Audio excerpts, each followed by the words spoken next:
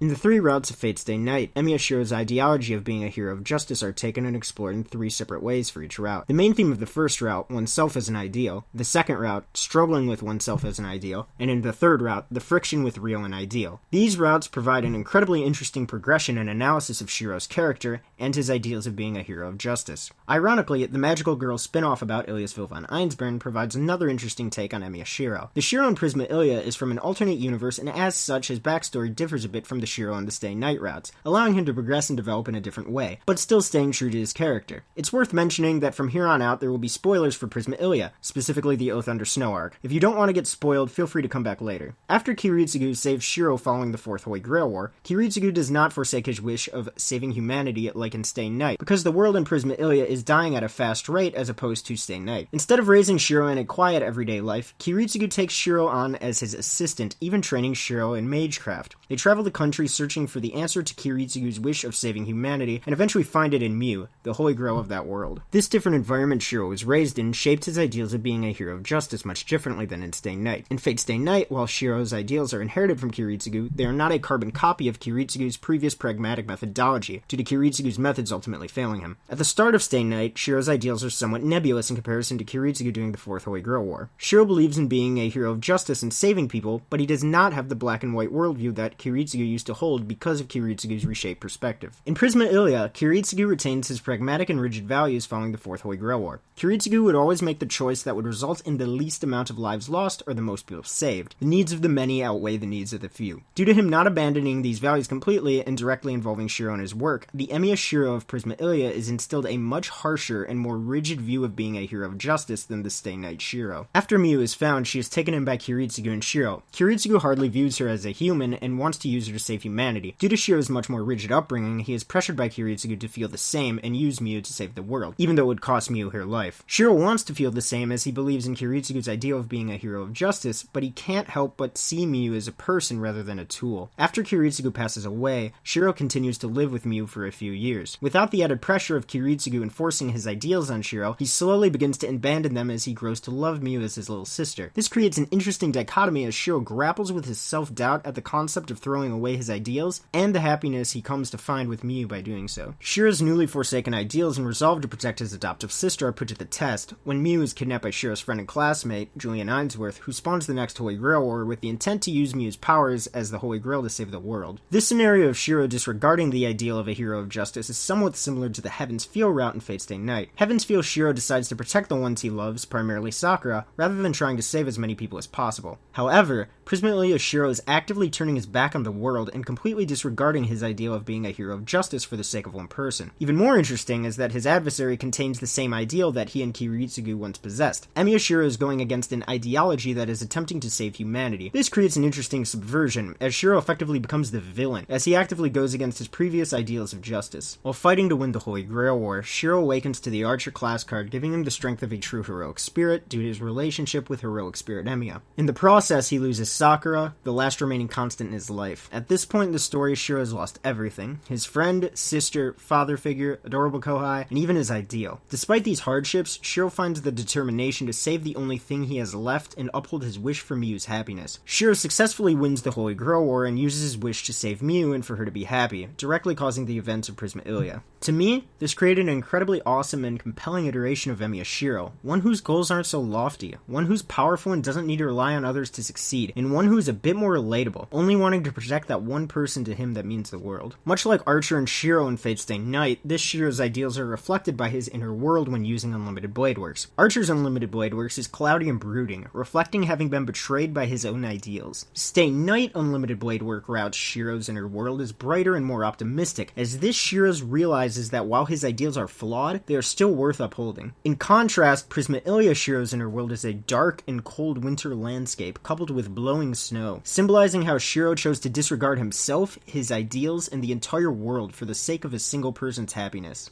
I very much enjoyed the Oath Under Snow arc of Prisma Illya, and the manga was worth getting caught up on for that alone. Let me know how you felt about Oath Under Snow, or which iteration of Emiya Shirou is your favorite. I'm still a bit undecided, but the mere fact that the Magical Girl spin-off version of Shiro is in the running continues to blow my mind. This is my first time making a video like this, so it's probably a little rough around the edges. If you have any constructive criticisms or comments, feel free to let me know, as I'm thinking of doing more videos like this in the future. And hey, if you liked what you saw, maybe consider sharing this video with someone who'd be interested. Thanks for watching.